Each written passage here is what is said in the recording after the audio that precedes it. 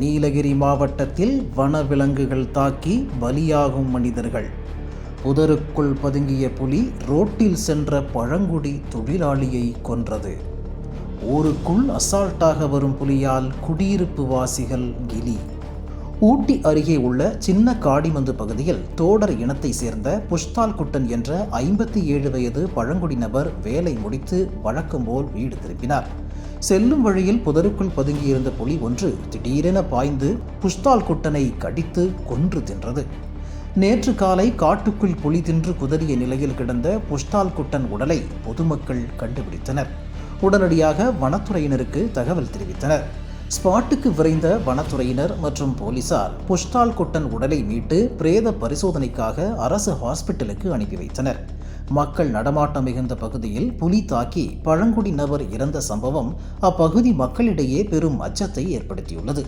புலி நடமாட்டம் குறித்து பலமுறை புகார் அளித்தும் வனத்துறை அதிகாரிகள் அலட்சியம் காட்டுவதாக உயிரிழந்தவரின் குடும்பத்தார் கூறினர். இந்த கிராமம் தான் இருக்கு, அத்திரார்பது. இவர் இறந்து போனது எங்கள் பெரியப்பா. நேற்று வேலைக்கு போயிட்டு மேலே பெரிய காடி வந்திருக்கு. அங்கே போயிட்டு சாயந்தரம் 7:30 மணி டைமிங்கில் கீழே வந்திருக்காரு வீட்டுக்காரருக்கு. வர வழி இவர் ரெகுலராக போகிற வழி தான். எருமையில் வைக்கிற கொட்டாய் இருக்குது, கீழே எருமை கறக்கிறது போயிட்டு பால் எடுத்துகிட்டு கீழே வந்திருந்தார். வர வழியில் இந்த இடத்துல புலி பிடிச்சிருச்சு. அந்த நேற்று காலையில் நம்ம ஏரியா பக்கம் 8 மணி இருக்கும் நேரத்தில் இந்த புலி மட்டத்தில் வந்து மேலே வந்துட்டு இருக்குது. அந்த வீடியோ எடுத்து வச்சுருந்தேன். அந்த வீடியோவை கூட அவங்களுக்கு கொடுத்துருந்தேன். அந்த மாதிரி எங்களுக்கு சேஃப்டியே இல்லை இந்த ஏரியாவில். அதுவும் இல்லாமல் எங்களுக்கு இங்கே காடு வாட்சருன்றாங்க. யாரையும் நான் பார்த்ததும் இல்லை, என்ன யாருன்னு அவருக்கும் தெரியாது, எதுவுமே தெரியல. வாழ்றதுக்கே பயமாக இருக்குது.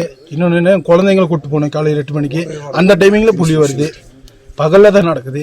எங்களுக்கும் சேஃப்டி இல்லை, இங்கே இருக்கிற யாருக்கும் சேஃப்டி இல்லை. ஒரு ரோடு வசதியும் இல்லை, எதுவுமே இல்லை. ஏற்கனவே ஒரு தடவை நடந்திருக்கு பார்சன் செடியில்.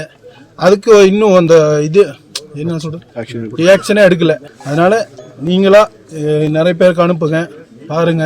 எங்களுக்கு ஏதாவது ஒரு நல்லது செஞ்சு கொடுங்க.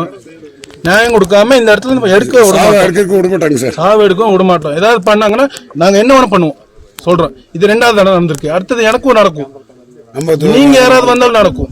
இங்க ஃபாரஸ்ட்னு வராங்க, 8 மேல் கடையில் உட்காந்துட்டு டீ குடிச்சிட்டு எங்களை கேட்கறாங்க, வண்டி ஏதாவது வந்திருக்கா உள்ள, டூரிஸ்ட் யாராவது உள்ள இருக்காங்களான்னு எங்களை கேட்கறாங்க. நாங்கள் என்ன சொல்றது?